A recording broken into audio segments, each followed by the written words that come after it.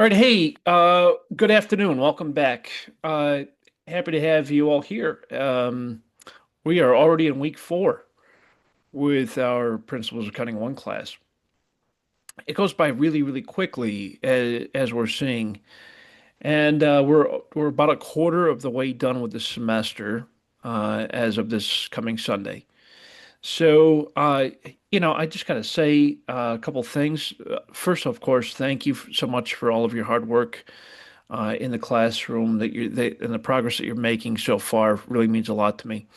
And of course, hopefully I'm able to uh, have a positive impact on your academic career as well. So I just want to say thanks. I do appreciate all of you.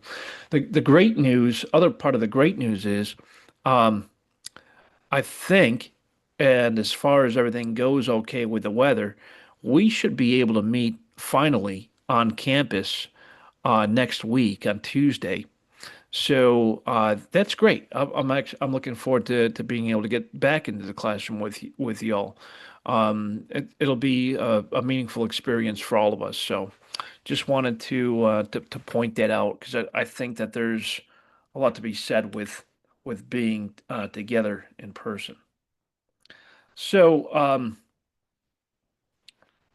that'll be next Tuesday on the February the 10th. The plan is we'll meet in person on that day in the classroom on campus. I think it's room 301. So I just want to quickly call your attention to the classroom where we are today, where we came from and where we are today.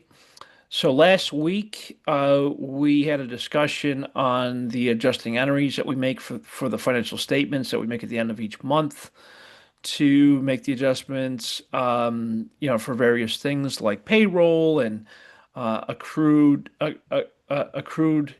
or deferred expenses and accrued or deferred revenue. Now, and of course, you had your quiz from chapter three.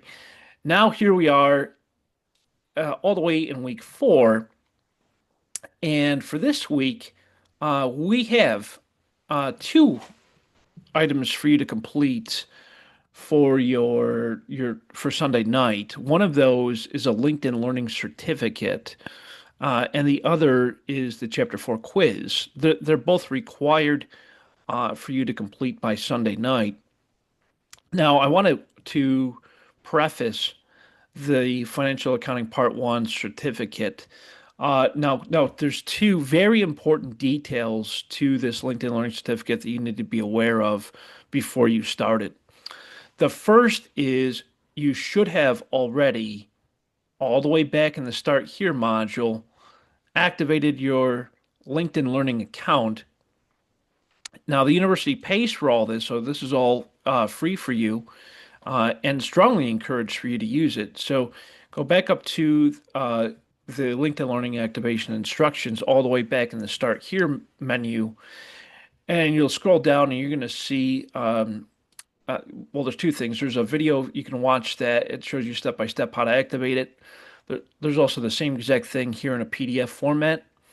What you're going to do is you'll open up this PDF document. You're going to click on this link in the first step, and it'll take you over to LinkedIn Learning. Uh, you're going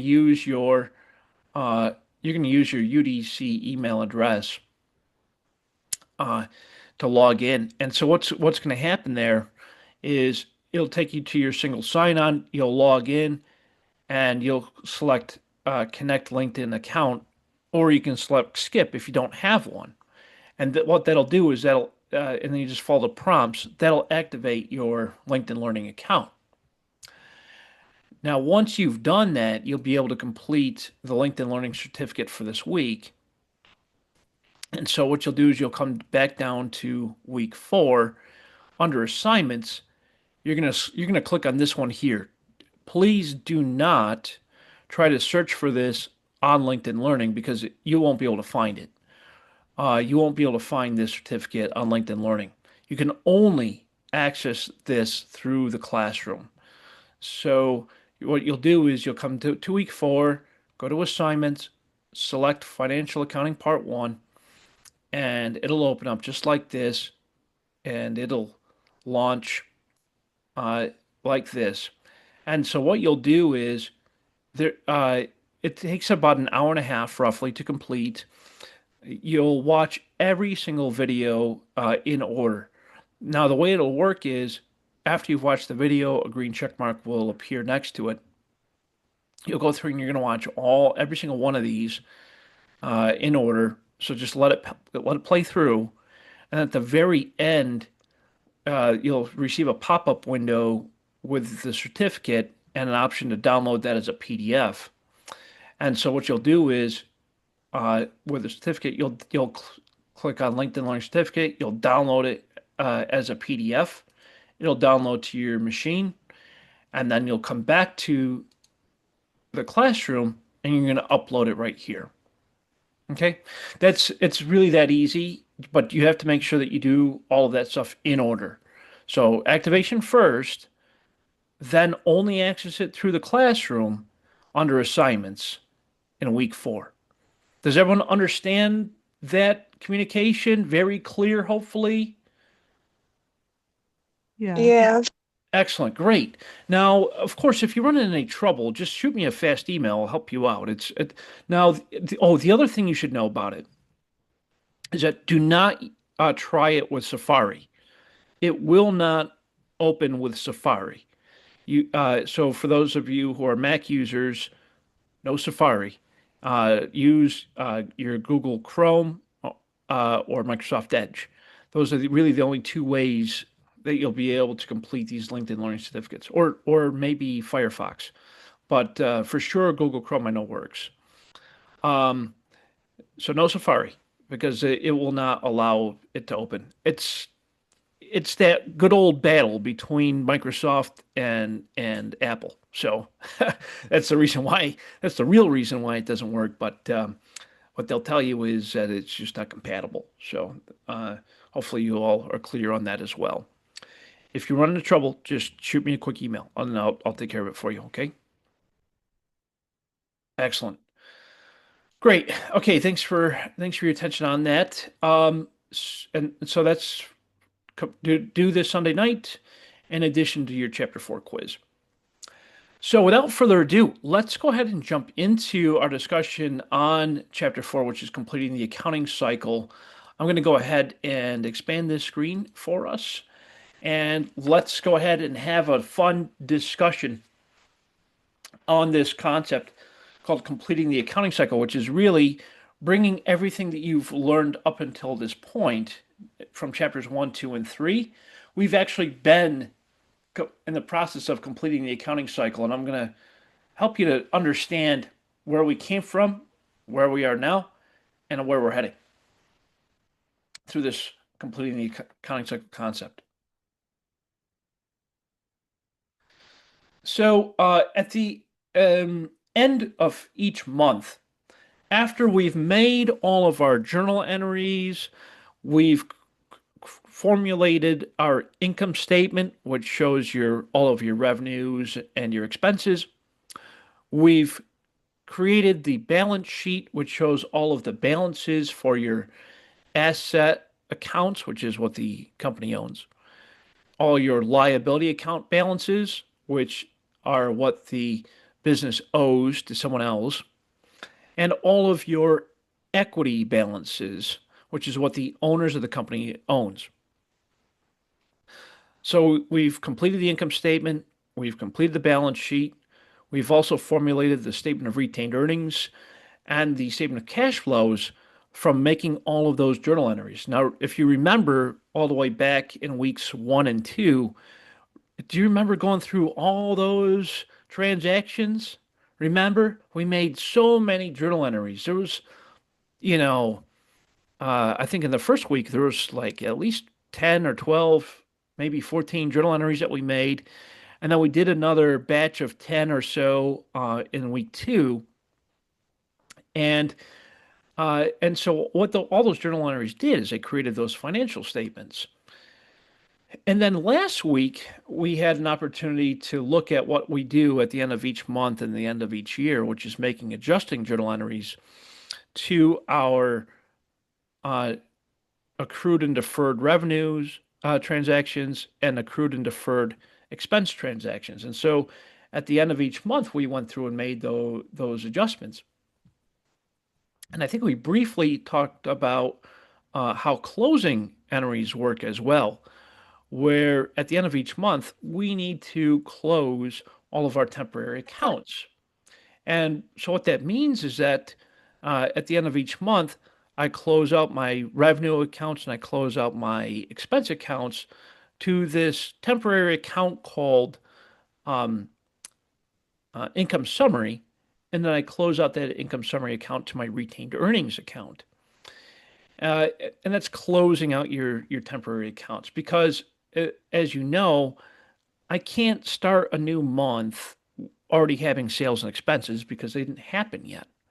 According to the matching principle, I must recognize revenue expenses when they were incurred in the specific month that they happened in. And so, what I do at the end of every month is I close out my temporary accounts so that way I can start the next month with zero revenue and expenses.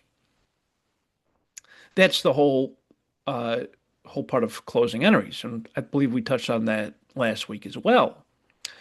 Now here we are. We're finishing out what we would normally do at the end of each month by um, closing everything out. This is what we call finishing the accounting cycle. Now, one way that I do that, and this is totally optional, is there's a 10th step in the cycle, and that's preparing what we call a worksheet. And a worksheet, just as the name implies, it's designed to help us to understand any type of errors that we could have potentially made based off of the financial statements that we prepared and the adjusting entries. It helps me to make sure that all of my debits equal my credits and that everything is in spec. That's the whole idea behind a worksheet. It's an optional step, but it helps us to prepare the financial statements, reduce the risk of errors uh, from our adjusting entries that we made last week. And then it also helps us to link any adjustments to our financial statements. And it also helps us to go through any type of like what if transactions. So what if this happens and that happens, etc. So that's the idea behind a worksheet. And in order to develop a worksheet, there are 5 steps that we would take in the development process. The first step is we need to create our unadjusted trial balance. Now, as you may remember, and this is from week 2, I believe, and maybe end of week 2. In week 2, we talked about the unadjusted trial balance. And the unadjusted trial balance is simply all of the respective balances in all of our company accounts. Now, uh, as you remember, we have our income statement and balance sheet, and they all had balances on them. So the way that it worked is I would list out all of my accounts that the company has from the income statement and the balance sheet. I would start with the balance sheet, list out all of my assets and then all my liabilities and all of my equity accounts. And then I would have my revenue and expense accounts from the income statement.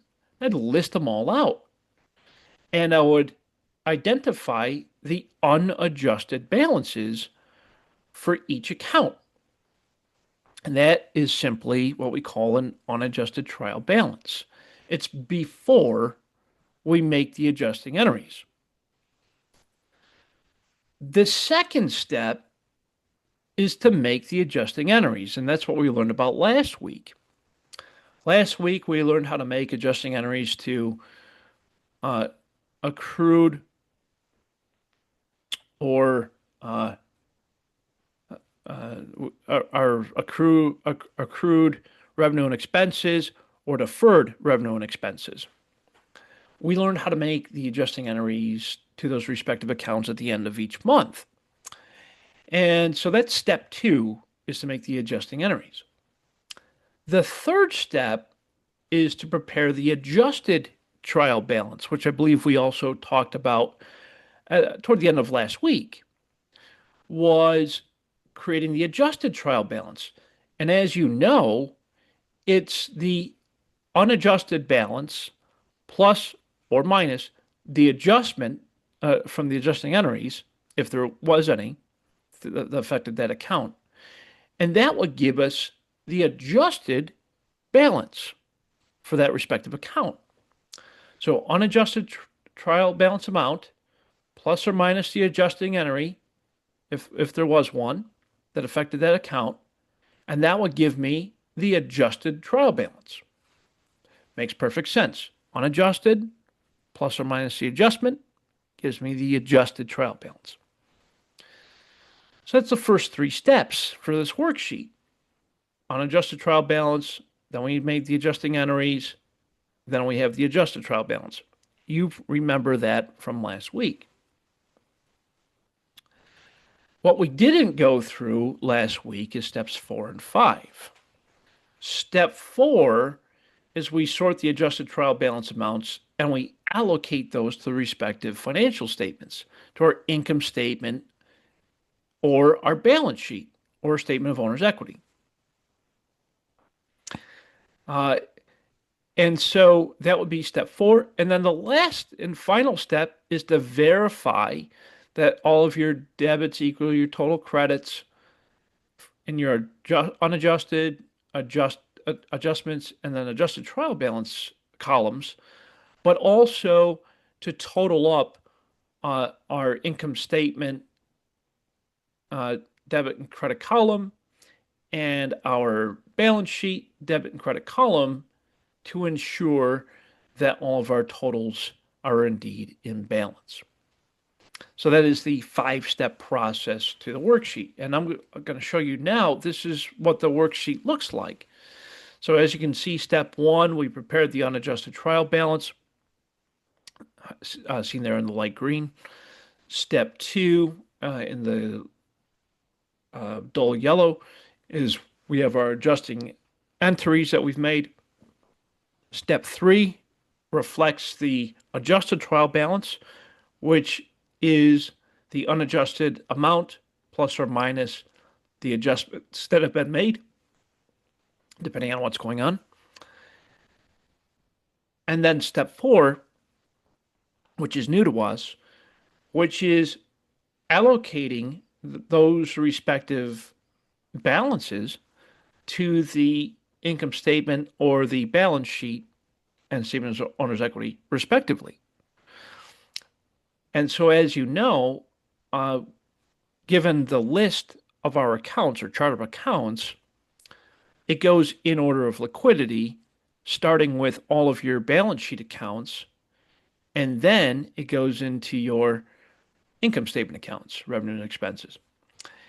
And so, as you already know, revenue and expenses belong to the income statement, and all of your balance sheet accounts belong to the balance sheet, your assets, liability, and equity accounts. And so what that does is it provides us a nice, clear picture of all of our balances, and it helps us to ensure that our total debits equal our total credits for our unadjusted trial balance, adjusting entries, adjusted trial balance, the income statement, and the balance sheet. And so that's what a worksheet does. The intent behind the worksheet is really just to ensure that we have not made any errors.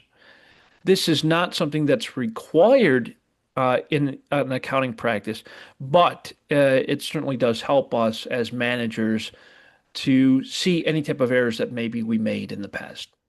So that's the benefit of a worksheet.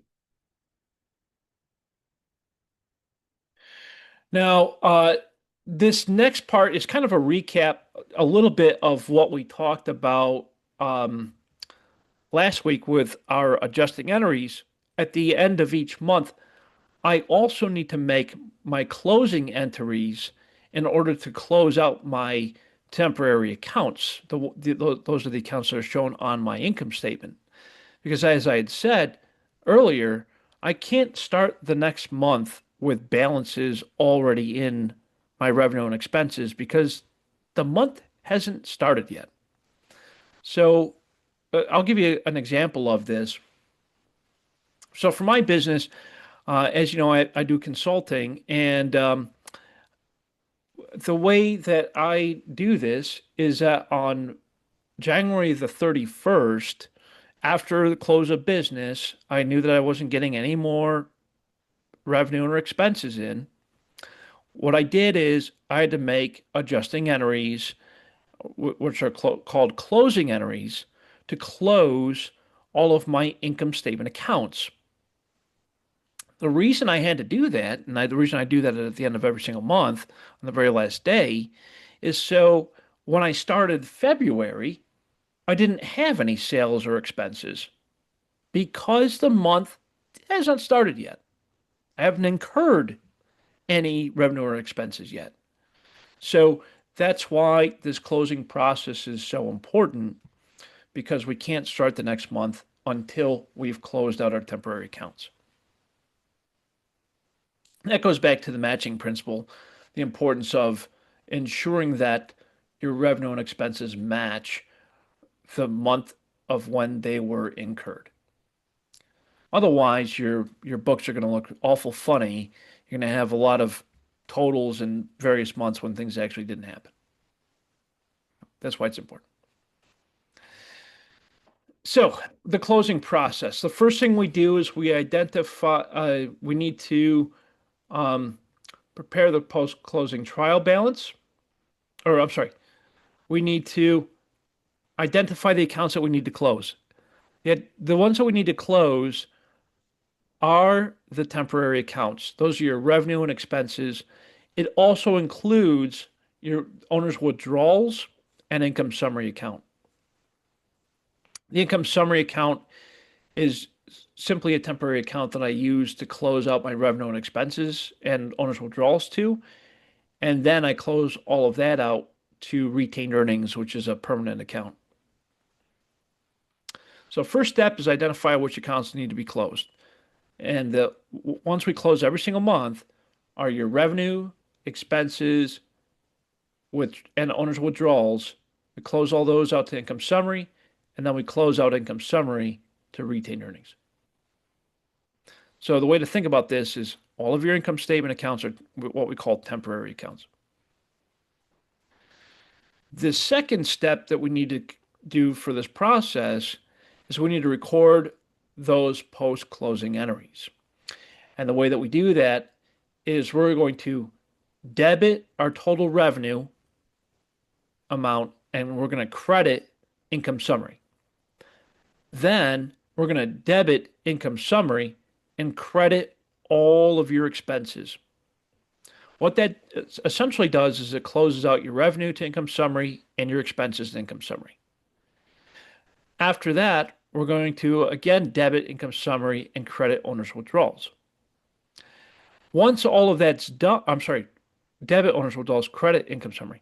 Then what that does is we've closed out our temporary accounts to income summary. Once that's done, we're going to then, I'm trying to remember if it's a debit or credit. We're going to debit our retained earnings account and credit income summary. And that what that does is it moves all your income summary over to your retained earnings account, which is a permanent equity account on the balance sheet. And that's essentially the process. So that's step two. And then the third step is to prepare a post-closing trial balance. And all that simply does is it tells us that, yes, we've closed out our temporary accounts. It's kind of like a verification. So this is a nice visual representation of of what I was just discussing, which are our temporary accounts and permanent accounts. Temporary accounts are all of your revenue and expenses, which is essentially your income statement, and also the owner's withdrawals. We close out revenue, expenses, and withdrawals out to income summary. We then close income summary to retained earnings. That is how we close our temporary account. So we do that at the end of every single month because once again, I cannot go into the next month already having revenue, expenses, or owner's withdrawals because that month has not yet occurred. Uh, and all and that's to distinguish the difference from our permanent accounts. Our permanent accounts are all of your balance sheet accounts, and of course, um, your retained earnings um, accounts. Those will always have balances in them, in other words. So your balance sheet accounts are always going to have balances in them, regardless of what's going on in the business. Your income statement accounts, on the other hand, need to be closed out at the end of every single month. That's a nice short way of putting it. So, uh, this slide kind of sucks. I don't like the way that it's written. It's it's not very nice. So the way I would have done this is very simply showing you how the debits and credits work, how the journal entries work for this. So very easily said, the first thing I do is I close up my revenue accounts. So I'm going to debit my revenue accounts and credit income summary. Then I'm going to debit income summary and credit all of my expenses. Once all that's done, I'm going to close out my owner's withdrawals. And the way that I'm going to do that is um, I'm going to debit income summary and credit the owner's withdrawals. Once all that's done, I'm going to then take my income summary balance, which should be a debit balance, and I'm going to debit retained earnings and credit income summary. And that is essentially the way that we would close out all of our temporary accounts. This flow chart basically highlights exactly what I had just told you um, in a somewhat clear fashion. It's just a matter of following the steps, right? So, step one, debit your revenue amount, credit income summary. Step two, we're going to debit income summary and credit all of your expense accounts. Step three, we are going to, uh, well, actually, we have to close out the owner's withdrawals first. Step step three, we're going to debit income summary, credit the owner's withdrawals, and then step four is that we are going to close out our income summary to our retained earnings, which is in this case the paid in capital account. So in this case, we would essentially debit income summary and credit the retained earnings. Now, once we've done all of those things, all your temporary accounts are closed out. Once they're closed out, we need to then create what we call the post-closing trial balance. And this is a list of all your permanent accounts with their respective balances after you've made your closing entries. Your total debits and credits, of course, need to be equal because that ensures that we haven't made any errors. And all your temporary accounts, which are your income statement accounts, revenue, and expenses, those should all have a zero balance. And this is a nice representation of what your post-closing trial balance report would look like. As you can see, we have a list of all of your permanent accounts, all of your asset accounts, liability accounts, and equity accounts. They're all called permanent accounts because they permanently have balances in them. And also, as we can see, your assets equals your liabilities plus equity, which is the accounting equation, which means that your total assets equals $43,045, and all of your liabilities and equity accounts are $43,045.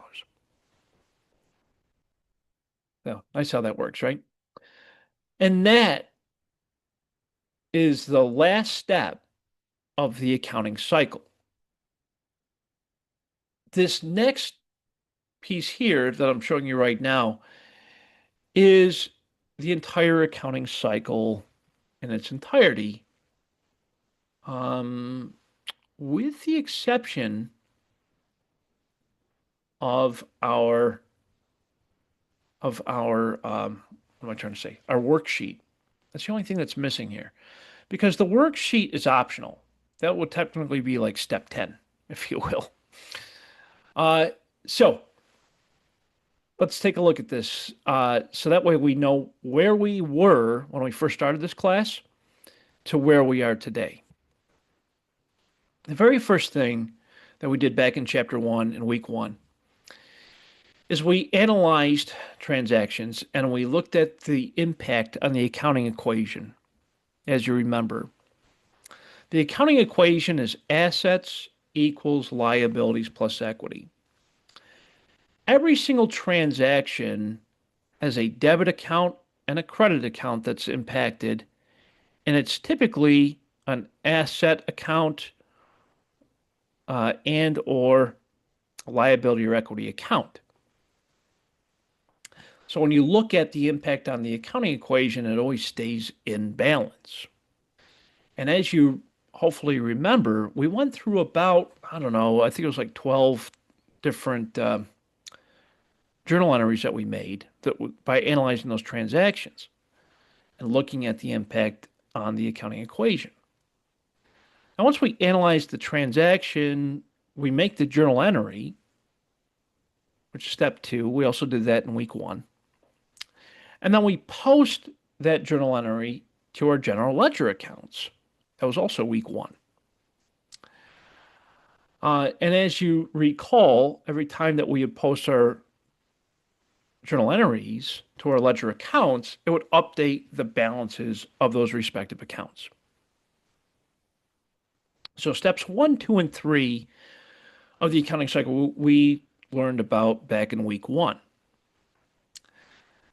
Then in the second week of this course, we learned about our unadjusted trial balance, which showed us a list called the chart of accounts, which is a list of all the company's accounts, and it listed them all out for us, and it identified if that account had a debit balance or a credit balance.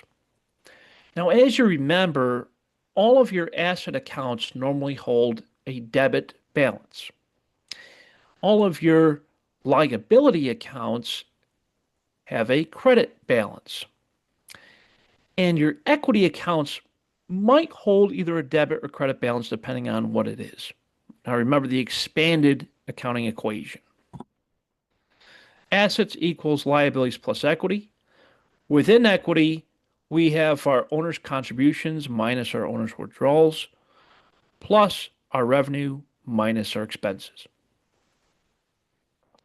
And so therefore, our equity accounts might have either a debit or a credit amount associated with it.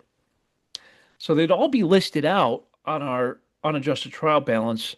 And then at the very bottom, we would see that our total debits should equal our total credits. That was back in week 2 of this class. Week 3, which was last week, we learned how to make adjusting entries.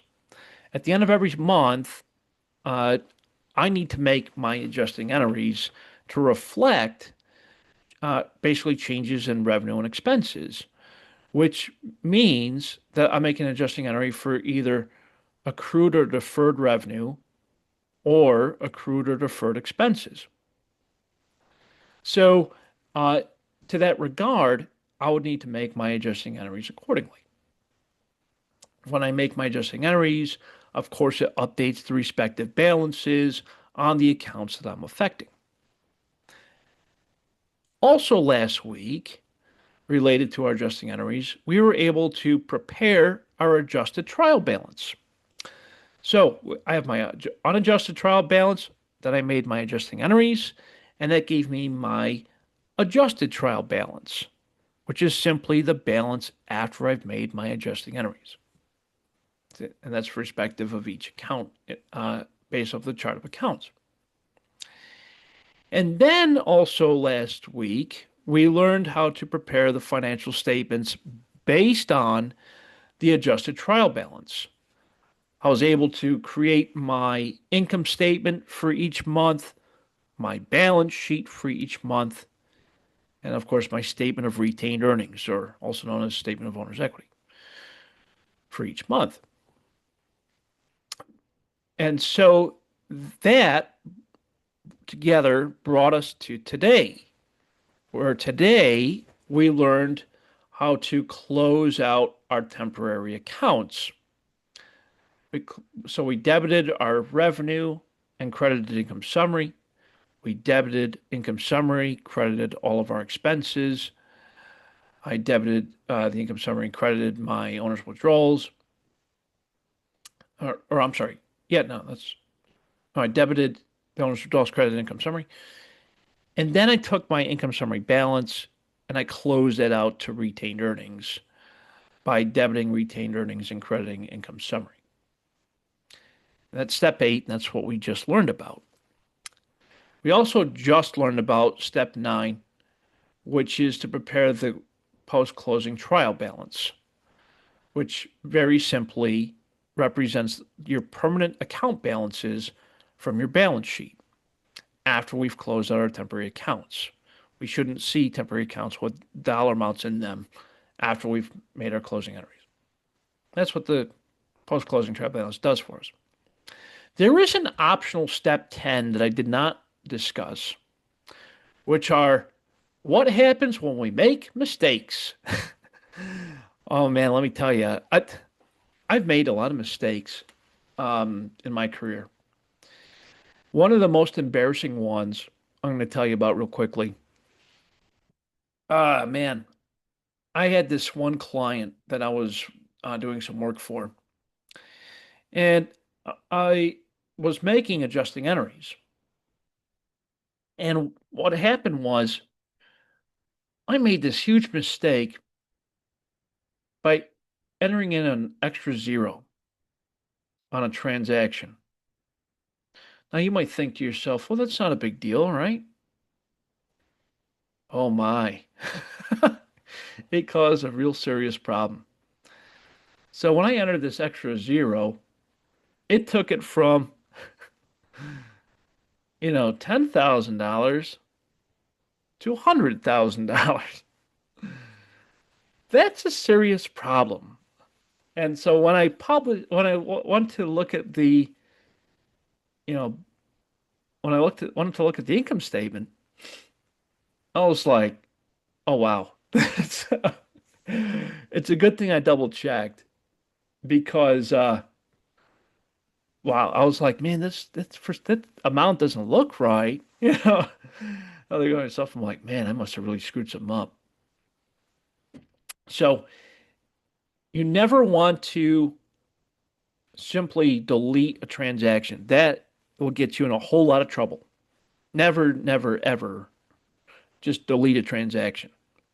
Please don't do that because God forbid the IRS comes and audits you. They're going to see that you avoided that transaction and there's going to be a lot of explaining to do. So to save yourself that headache, all you have to do is simply reverse the entry out by, if you, as long as you know what the mistake was, just make a reversing entry. Just debit the opposite account and credit the opposite account by the same amount. So that way it corrects your mistake, right? And then just fix the next entry accordingly. But the moral to this story is don't ever just delete an account. Don't void out the transaction. Don't do either of those. All you need to do is make a reversing entry. And you could put in the notes, what it was for. So that way, if you do get audited and they say, hey, what's this reversing entry all about? It's there in the notes. So hopefully that story will protect some of you from making the same mistake that I've made. So that's why I tell you the story, and that's why I tell you the story now, because when it comes to making your optional reversing entries, now you know what to do. So, oh goodness. Any questions at all so far? I just wanted to check in on y'all, make sure you're all good. No questions. Okay. Awesome. Great. Very, very good. Okay. So let's move ahead. We're believe it or not, we're well ahead of schedule, and we might even finish early this evening. So the next thing I'd like to do is talk about that balance sheet a little bit further. Uh, since we're already in week four, this is a really important thing to discuss. Now, on your balance sheet, you know that you have assets listed out according to liquidity. They're there on the left side of the balance sheet. And you know that you have your liability accounts, which is what the business owes to somebody else, and your equity accounts, which is what the owners of the business owns, listed out on the right side of the balance sheet. And the accounting equation is assets equals liabilities plus equity. So all of your total assets equals your total liabilities plus equity. That's your balance sheet. Now, what we didn't discuss before is that there are what we call classifications of your balance sheet accounts. We call that a classified balance sheet. And these classifications identify your assets and your liability accounts as either being current or non-current. If an account is current, it means we expect to use it within 12 months or less. It's also known as short term, 12 months or less. So current assets are assets that I expect to use within 12 months or less. Examples of current assets include cash, accounts receivable, inventory, and any prepaid accounts. Okay, remember prepaid accounts, that's when I pay for something in advance of it happening, prepaid. So all your current assets we expect to use within 12 months or less. Cash, accounts receivable, inventory, and all your prepaid accounts. Non-current indicates greater than 12 months. Non-current is also called long-term. Your long-term assets or non-current assets include things like notes receivable. Those are loans that we've issued to customers that we expect to collect greater than 1 year. Long-term investments like stocks and bonds that we expect to hold on to for more than 1 year. Property, plant, and equipment, which are your fixed assets, we expect to use those for greater than 1 year. Those are all of your asset accounts categorized as either being current or long term, short term or long term. So, once again, current means I expect to use it in 12 months or less. Long term means I expect to have it around greater than 1 year. Pretty straightforward, but it's important to understand that classification. For your liability accounts, the same is true. Current liabilities are liabilities that I expect to pay within 12 months or less. Current liabilities are liabilities I expect to pay in 12 months or less. This includes accounts like accounts payable. Got to pay them bills in 12 months or less. Wages payable. I need to pay my employees in 12 months or less. unearned revenue I expect to collect, I'm sorry, I expect to perform the good of the service in 12 months or less. Taxes payable. I need to pay my taxes in 12 months or less. Those are all current liabilities. Current liabilities are, again, liabilities I expect to pay in 12 months or less. Then I have long-term liabilities. These are liabilities that I expect to pay greater than 12 months. This includes things like a mortgage payable, notes payable, which are long-term loans, uh, or other long-term liabilities that I expect to pay on in longer than 12 months, like a car loan, yeah, greater than 12 months, typically. So those are all your non-current or long-term liabilities. And then with respect to equity, it's just equity. We don't classify equity. We only classify assets and liabilities as either being current or long-term. Current, 12 months or less. Long-term, greater than 12 months. That's the biggest distinguish and the easiest way to remember. Here's what it looks like. This is your balance sheet in a classified format. So we can see our current assets are cash, accounts receivable, inventory, and our prepaid accounts. Long term, property, plant, and equipment, notes receivable greater than 12 months, and long term investments in stocks and bonds. You can also include intangible assets as well as being long term. Then on the other side, we have our liability accounts classified as either current or long term. Current liabilities I expect to pay in 12 months or less include accounts payable, wages payable, taxes payable, unearned revenue, or any other type of liability that I expect to pay within 12 months or less. Unearned revenue becomes revenue within 12 months or less because I'm performing the good of the service. Then we have our long-term liabilities. These are what I owe longer than 12 months. So it include mortgage payable, long-term notes payable, car loan payable, etc. Something longer than 12 months. And then equity we do not classify. Well, this is a great way to really understand the way that these classifications work. Just remember, if it's current, less than 12 months, long term, greater than 12 months. And it's either going to be asset or liability, depending on what it is.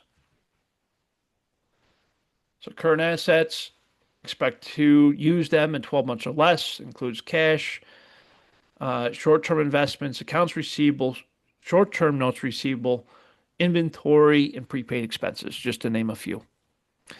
But remember, if we expect to use these assets in 12 months or less, that's why we call them current assets. And we have our long-term investments. These are stocks and bonds that we hold on to for greater than 1 year. Also, notes receivable will be included in there, greater than 1 year. And we have property, plant, and equipment that we expect to last for longer than 1 year.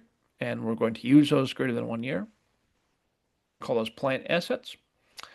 And we have our intangible assets that we expect to also last greater than 1 year. These would include things like patents, trademarks, copyrights, franchises, and goodwill. All things that we cannot physically touch. That's what I call it, intangible. We have our current liabilities. These are liabilities that we owe in 12 months or less, include accounts payable, wages payable, taxes payable, interest payable, and unearned revenue. This may also include what we call the current portion of long-term debt. The current portion of long-term debt. What we mean by that is if we think about a car loan or a mortgage, the current portion of that long-term debt is the amount that I expect to pay in the next 12 months. amount that I expect to pay in the next 12 months of a long-term debt, we call that the current portion of long-term debt. Yeah. It's also called the portion of a long-term liability. Same thing.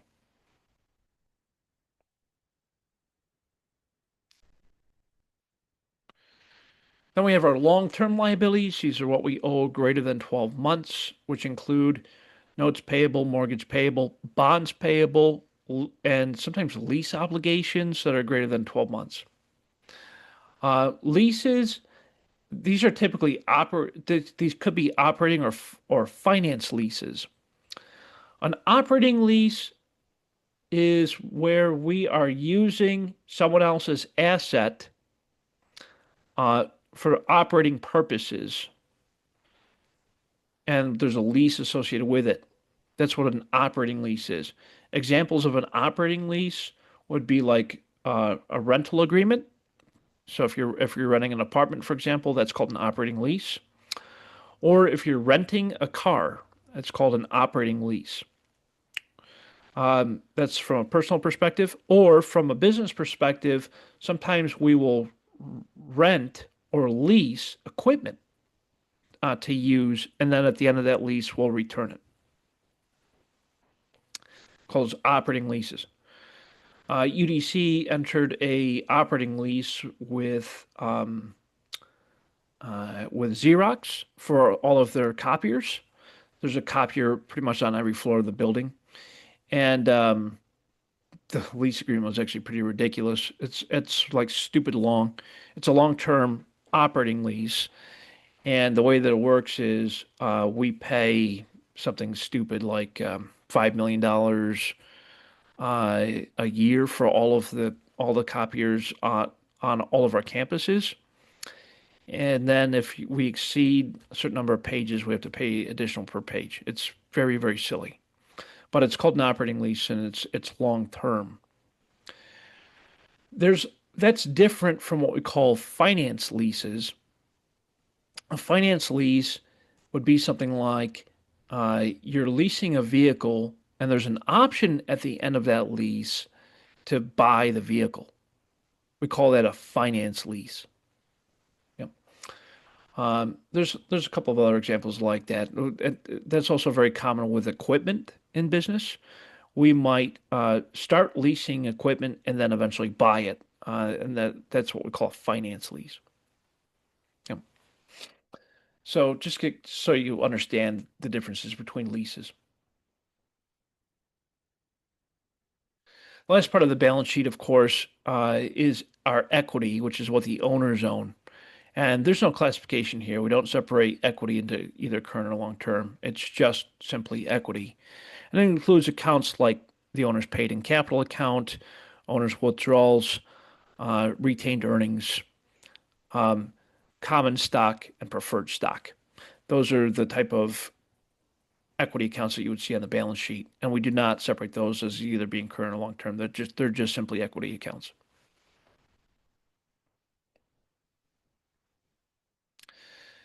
This next part, this is my favorite ratio to calculate. I'm going to tell you why. To tell you a good story. You're going to love this story.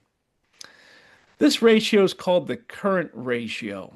And the reason why it's important to the company is because it tells us about the company's ability to pay its current liabilities. The company needs to be able to pay its current bills or current liabilities. If it can't, the company's going to go out of business. Okay, that's why I love the current ratio because it's very telling about any company's current financial position. Okay, I'm going to give you a lovely example of this when I use this in real life. So I think I told you all this story, and please correct me if I did not tell you the story. A long time ago, I used to work for this company called Sears, and I was in sales back then, and then eventually, I did a little bit of management work with them when I was, in when I was in my freshman sophomore year in college. And when I was working for the company back then, they were publicly traded, and they're in their decline phase. They're starting to kind of not do as well as people thought that they were. And there was a time where their vendors that would sell their inventory, there was a time where their vendors, so they switched over from being, net 30, they switched over to being cash on demand. Do y'all know what that is? COD? Know what that term means? No. Wait, Oh, you haven't heard this one? I haven't heard. Wait, you mean okay? The Cash company. on deck. Yeah, cash on demand. Yeah. So here's how it works. Okay. So let's say you own your business, and I know some of you in here do own your own business. I know Kevin does. So let's say you work out a deal with your vendor. Okay, the vendor supplies you with your supplies, your inventory, whatever it is that you buy from them for your business. You work out a deal with them, and you want to make sure that cash is king. You have to have cash on hand at all times. And in business, it's really important to make sure that you have enough on hand to continue operating. Now, what I always recommend to business owners is I'll say, hey, listen, you should work out credit terms with your vendors to pay them later. Do a net 30 type of situation with them where you receive the bill, you're going to pay them 30 days later. Okay. Rather than paying them right away. Now, why I recommend that is because you want to be able to effectively manage the amount of cash that you have on hand at all times. If it allows you 30 days that 30 days, having that additional cash on hand is really it could be critical for your business, right? So that's why I always recommend that. Now with Sears, they used to be on those terms with their vendors when I was working for them. This was a real long time ago. Okay, so take it for what it's worth. We're talking, 20 years ago. So, uh, so, so the next year when I was working for the company, they switched over to their vendors switched over to cash on demand. Ooh, or cash on delivery. Wait, the vendors did that to them. Yes. That's because they felt like they weren't getting paid. Yes, that's That's correct. so That's I ex ain't never hit cash on demand, but I understand the concept. When I understand sometimes when certain vendors feel like you're not paying us on time, it's too many times we have to keep asking for payment, asking for payment. You're not Yes. upholding your end of the invoice. That's what they do. You got it. That's 100% right, Kara. So that's exactly what happened in the case of Sears. So Sears was slow paying a lot of their vendors, past due, past due, past due, that type of stuff. You know what I'm saying? So, so ultimately, what happened was their vendors got fed up, and they're like, "We're going to stop shipping you inventory until you get your stuff current with us, and then after that, everything we do send you, we require payment immediately, cash on demand or cash on delivery." Is oftentimes what it's also called. So that got me thinking, when I saw that happening, I'm thinking to myself, this company's not doing well. It's like they're not paying their current bills. So I'm like, because I'm thinking about their accounts payable, right? I'm like, because that's where your vendor bills go to. Vendor sends you a bill, you put it into your accounts payable, and then you pay it. So my thought was, this company can't be doing well because their vendors are switching to cash on demand. So I was like, let me calculate the current ratio on their income state on their balance sheet because I'm real curious to see what the company's got going on. So the current ratio is current assets, total current assets, divided by total current liabilities. This number needs to be higher than one. Okay. Above one means that you're fully meeting your current liabilities. That's a good thing. You want to be able to pay all your current bills. So anything above one, we consider that to be good. Okay, it means you're paying all your bills. That's a good thing. The case of Sears, I calculated their current ratio, and they were at zero point 0.6. So what that means is that their current assets over their current liabilities, they had more current liabilities than they had current assets, Which sent them under. which was what sent them under. And so I was glad I made that calculation because that told me, yeah, time to go. That was it, right? That was it for me. So anytime you're thinking about investing in a company, purchasing their stock or whatever, I want you to really think about this current ratio and run the calculation. Okay. You should obviously be looking at income statement, balance sheet, statement of cash flow, statement of retained earnings. You should be already looking at that stuff way before you decide to make an investment into the company, even if it's just purchasing their stock. But I want you to look at these ratios and run through the ratios because it will tell you a lot about the company and their potential. So I would never in my life touch a company if their current ratio wasn't above one. Okay, I won't even go near it. Okay, just just some food for thought, right? This is not investment advice. This is life advice. All right. I had mentioned quickly about that reversing Henry story. Oh man. So I entered that extra zero, right? On that transaction, on that adjusting Henry. Whoops, added an extra zero, changed it from 10,000 to 100,000. And I'm like, "Oh, that's not good." Right? So, hey, listen, we're human. We make mistakes. So, I made the mistake and I was like, well, I got to fix this mistake. You never, ever, ever void a transaction and never delete a transaction in your system. Why? Because if you ever get audited from the IRS or, God forbid, anyone else, like an investor, you are in trouble. So, yeah, don't do those things. If you make a mistake, it's okay. Own up to it and just simply make a reversing entry by backing the entry out. All, and as the name implies, you're just reversing it, right? Instead of debiting that account, you're crediting it. And the opposite's true for the other account. So very simple. So if you ever make a mistake, make your reversing entry. This is a cute example of that. Oh man, I've made this mistake too, by the way. So here we have a payroll entry. I'm sorry, HR people on the call. You, sorry.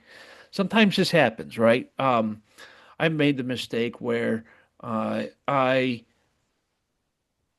didn't put enough into salaries expense. And so that had an effect on salaries payable, which means the employee was underpaid and they were very pissed. So I was like, oops, sorry. And so I had to make the adjusting entry to fix that. Now, what happens if you overpay the employee? You debit salaries expense by too much, and you credit salaries payable by too much. Whoops. All you got to do is simply just go back and reverse it out. And so what that does is it makes the correction. Yeah. So just something to be aware of. Or I've also made the mistake of I've made the same entry twice. Whoops. I'll tell you what happened. I actually told my class this yesterday on campus. So here's what happened. I uh, I was at the hotel. This was back in my financial controllership days working at Radisson Hotel in New York State. So I'm at the hotel and it's late at night and I think it was a Friday night. I'm entering in a bunch of bills from my vendors. And the hotels they have large contracts with this company called Cisco, SIC. I'm sorry, Sysco, Cisco. Um, so Cisco, if you're not familiar with them, they're a huge vendor, uh, especially in the hospitality industry. They supply a lot of the hotels, restaurants, etc. I'm sure you've seen their trucks driving around. So I received a lot of bills from Cisco. They were a huge vendor of ours. Now, this is a multi-million-dollar business, okay? So it was not unusual for me to receive bills from Cisco totaling 100, 200, $300,000 in a given month. Okay. So I'd be looking at these bills, you know, 80,000, 90,000, 100,000, up and up. And these are bills and they have to be paid in 30 days because that was our credit terms, right? So here I am. I received a new batch of bills and I'm entering them into my accounting information system, right? And we were using, I think it was called M3, which is accounting software in the hospitality industry. So I'm using my software, I'm entering it, I'm debiting my expense accounts, and I'm crediting my accounts payable for Cisco. And I entered it in, and usually right after I enter a bill in, I put like a stamp on it and I put it in my outbox. So my inbox has all of the bills I have not yet entered into the system.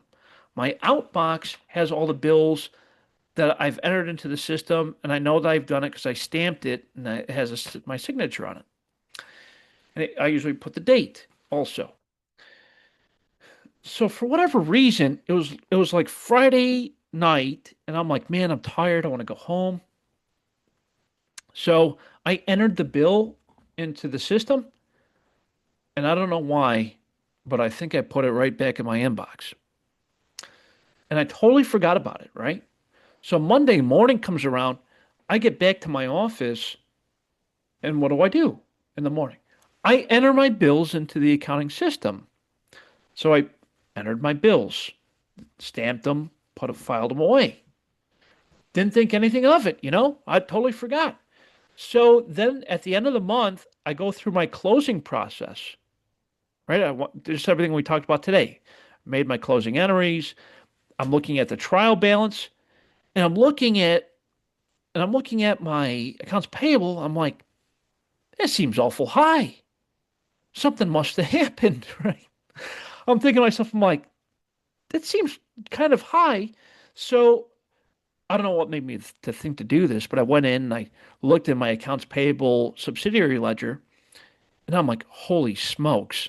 And I saw that I entered the same bill twice. So I went back in and I made a reversing entry and cleared out that mistake. But man, let me tell you something. If I didn't catch that mistake, that could have cost the hotel an additional $100,000. Pretty sure they would have fired me. So, so yeah, I tell that story because it's really important to make sure since you're all managers or will be managers, if you're not already, got to watch out for this kind of stuff. Especially if you're the one responsible for the business. So, all right, I hope you like that story because it's always entertaining. All right. So that wraps up our discussion for closing out the accounting cycle. Just to remind you of what you have to do for Sunday night, there are two things that you need to do. One is that LinkedIn Learning certificate. I told you earlier on that you needed to activate your LinkedIn Learning account. And to do that, you go up to start here, select your LinkedIn Learning activation instructions, and follow these 9 steps. You can either watch the video or look at the PDF. The way I do it is I just click on that link from step 1 in the PDF, enter your UDC email address, and then follow the steps on that screen. That'll help you to activate your LinkedIn Learning account if you have not already done it. You do not need to have a LinkedIn account for this to work, but I always recommend that you do. Just especially LinkedIn is a great resource for finding employment. So that's why I like it a lot. In addition to that, once you've activated your LinkedIn Learning account, you're going to come back down to week 4 You're going to come down to assignments and you're going to select this one here that says Financial Accounting Part 1. It'll open up just like this in the window. It might pop out the window, whatever. And you're going to watch every single video in order. It's going to take you about an hour and a half to get through the entire series of short videos. At the very end, what's going to happen is you're going to receive a pop-up notification that says, congratulations, blah, blah, blah. Here's your certificate. It'll open up like this. It's going to look like this, okay? Now, what you're going to do here is you're going to select LinkedIn Learning Certificate and you're going to download it as a PDF. Once you've downloaded this as a PDF, you're going to come back to the classroom and upload it here to where it says Financial Accounting Part 1 Certificate. Now remember, do not try to search for this anywhere on LinkedIn. Only access it directly here in the classroom. Only use this link. Do not try to search for it somewhere else. I guarantee it'll be wrong. The other thing to be aware of is this does not work with Safari. So sorry, Apple users, you're going to have to make sure that you use Chrome. Use Google Chrome or Microsoft Edge. Those are the only two that it really works well with. It might work with Firefox. And then, of course, the other action item you have is your Chapter 4 quiz. Any questions at all? Comments, concerns, anything at all? Okay. The other thing to know is that on February the 10th, which is next Tuesday, we will be on campus, finally, right, at long last. We'll be on campus together, and I think it's in room 301, if I'm not mistaken. So I look forward to seeing you all on campus next Tuesday. And with that, if you ever need anything in the meantime, you know how to get at me. Email me, call me, set up office hours or whatever. You know I'm going to be here for you. So thank you all so much for your time today. I sincerely appreciate all of you and your hard work, and I look forward to seeing you soon. Thank you all so much. Thank Have- you. you. Good night. Thank Thank you. you. Take care, y'all. All right, bye-bye. Good night, good night.